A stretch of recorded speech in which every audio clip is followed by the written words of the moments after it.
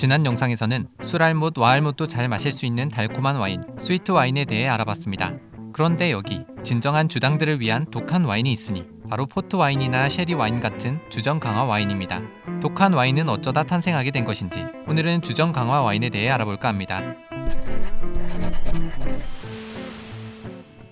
주정 강화 와인이란 와인을 만드는 과정 중에 브랜디를 첨가한 와인을 말하는 것으로, 일반적인 와인의 도수가 15% 정도라면 주정 강화 와인은 15에서 22% 정도로 꽤 독한 와인이라고 볼 수 있습니다. 브랜디를 넣을 때는 반드시 포도로 만든 술을 증류한 것만을 사용해야 하는데, 이렇게 알코올을 추가로 넣어 강화시켰다고 해서 이름도 강화한다는 뜻의 fortified 와인이 된 것이라고 합니다.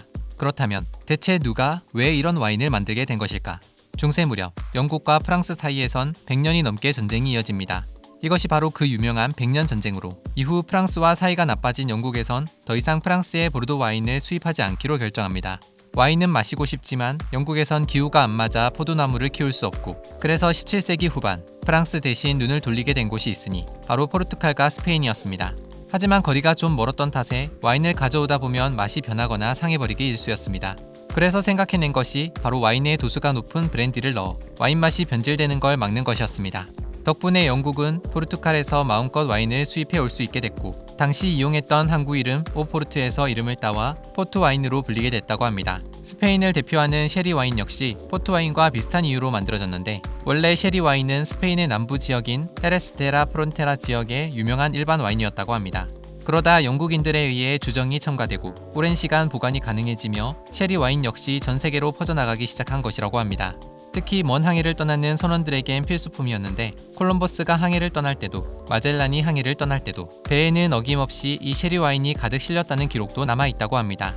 참고로 셰리라는 이름은 헤레스가 프랑스식인 세레스로 변하고, 이걸 다시 영어식으로 바꾸면서 셰리가 된 것인데, 지금도 셰리 와인에 붙는 라벨엔 헤레스, 세레스, 셰리라고 표시가 된다고 합니다. 하지만 포트 와인과 셰리 와인 둘 다 같은 주정 강화 와인이지만 만드는 방법은 좀 다르다고 합니다.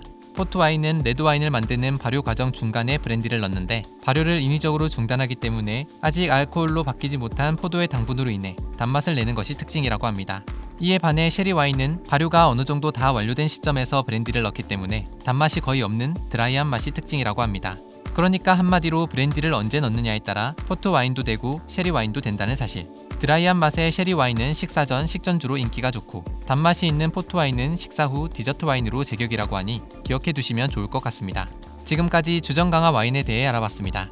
다음 영상에서는 뜨거운 와인 뱅쇼와 차가운 와인 샹그리아에 대해 알아보겠습니다.